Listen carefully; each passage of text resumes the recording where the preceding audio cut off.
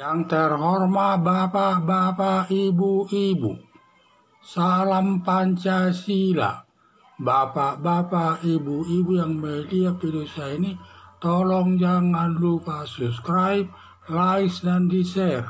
Sifatnya gratis. Pada hari Minggu, tanggal 5 Februari tahun 2023, saya akan mengomentari bagaimana Anies Baswedan nyapres.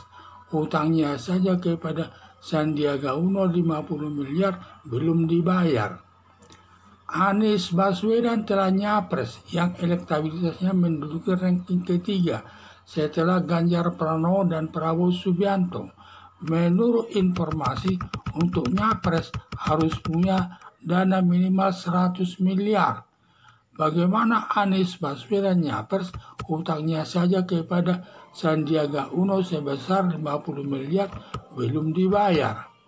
Diduga sumber dana pencapresan Anies Baswedan dari Suryo Paloh yang mendeklarasikannya dari Partai Nasdem atau dari kelompok tertentu dengan harapan semua hutangnya akan dilunasi setelah terpilih jadi Presiden RI. Melihat hal tersebut, bila Anies Baswedan terpilih jadi Presiden RI, akan melakukan korupsi di semua bidang untuk menutupi semua hutangnya termasuk kepada Sandiaga Uno sebesar 50 miliar dan biaya nyapres kepada semua yang membantunya. Diduga pembangunan Indonesia tidak ada hasilnya, habis dikorupsi Anies Baswedan seperti memegang jabatan Gubernur DKI selama 5 tahun. Tidak ada pembangunan yang berguna kepada masyarakat Jakarta. Semua dana pembangunan habis dikorupsi seperti penanggulangan banjir, kelebihan bayar pembangunan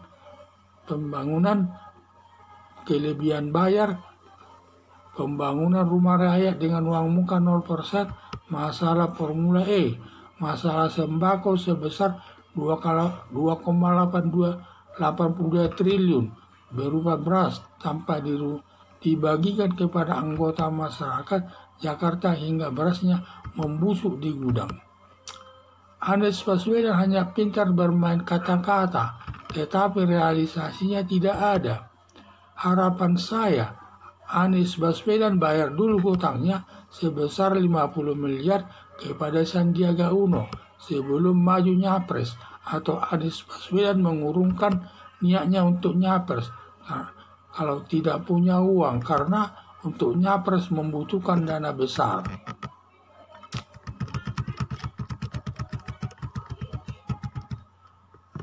Anies Baswedan telah nyapres yang elektabilitasnya menduduki ranking ketiga setelah Ganjar Pranowo dan Prabowo Subianto. Menurut informasi, untuk nyapres harus punya dana minimal 100 miliar lebih. Bagaimana Anies Baswedan nyapres? Hutangnya saja kepada Sandiaga Uno sebesar 50 miliar belum dibayar. Diduga sumber dana pencapresan Anies Baswedan dari Suryo Paloh atau yang mendeklarasikannya dari Partai Nasdem atau dari kelompok tertentu dengan harapan semua hutangnya akan dilunasi setelah terpilih jadi Presiden RI. Melihat hal tersebut, bila Anies Baswedan terpilih jadi Presiden RI, akan melakukan korupsi besar-besaran di semua bidang untuk menutupi semua hutangnya termasuk kepada Sandiaga Uno sebesar 50 miliar dan biaya nyapres kepada semua yang membantunya. Diduga pembangunan Indonesia tidak ada hasilnya, habis dikorupsi Anies Baswedan seperti memegang jabatan Gubernur DKI selama 5 tahun. Tidak ada pembangunan yang berguna kepada masyarakat. Semua dana pembangunan habis dikorupsi seperti penanggulangan banjir, kelebihan bayar pembangunan rumah rakyat dengan uang muka 0%, masalah Formula E, masalah sembako sebesar 2,82 triliun berupa beras tanpa dibagikan kepada anggota masyarakat Jakarta hingga berasnya membusuk di gudang. Anies Baswedan hanya pintar bermain kata-kata, tetapi realisasinya tidak ada sama sekali. Hampir tidak ada realisasinya yang sifatnya yang berguna kepada masyarakat Jakarta.